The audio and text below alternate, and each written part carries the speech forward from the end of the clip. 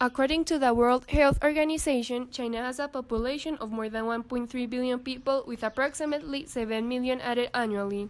Almost half of the population lives in rural areas. The People's Republic of China is the most populated country in the world. Rapid population growth has been an issue for so long, so much that the Chinese government introduced the one-child policy in the 20th century. We can see a direct link between rapid urbanization, pollution, and the health of the people. Pollution causes more diseases, but because there are too many people in China, it is almost impossible for all of them to get treated. Due to the Chinese poor regulations on emissions from industries, there is a big consequence regarding the health of the people.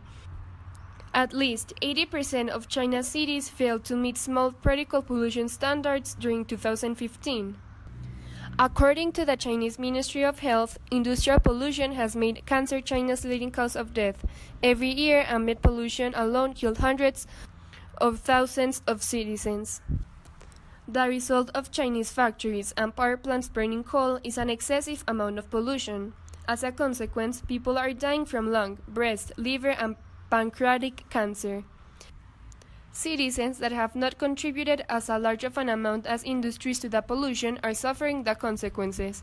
And if these factories don't stop with it, there is going to be more blood at their hands.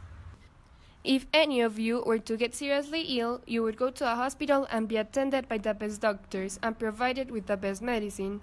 This is not the case for many Chinese. According to the World Health Organization, China has one general practitioner for every 6,666 people, compared with the international standard of one for every 1,500 to 2,000 people. One of the main problems with the Chinese healthcare system is that there are not enough doctors for everyone in the country. Because of this, people are not able to get all the medical attention they need, because doctors are too busy attending other people. Some people might not even get any help at all. In addition, according to the New York Times, the wealthy have access to the best care in top hospitals with foreign doctors. Most people are relegated to overcrowded hospitals. In the countryside, people must rely on village clinics or travel hundreds of miles to get to the closest facility.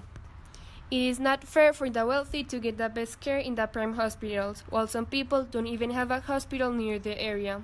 Healthcare is a fundamental human right, and when people begin to realize it, it will eliminate inequalities in the levels of health, giving everyone the opportunity to have the highest quality life.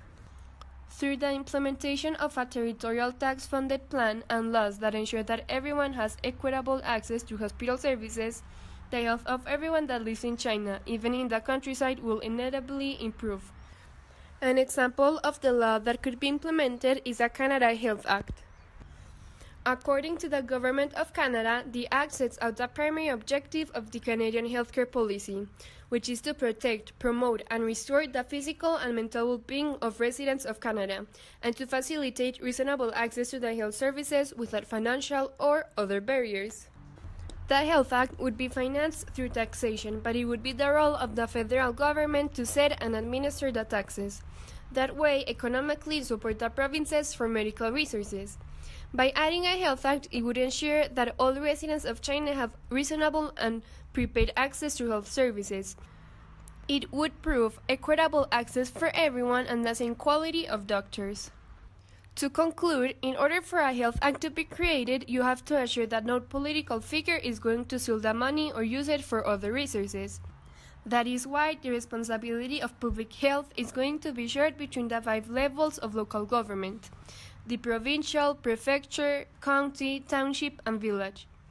It is important to include all 5 of them because the provincial would be able to see a large perspective and be able to divide all of the resources fairly.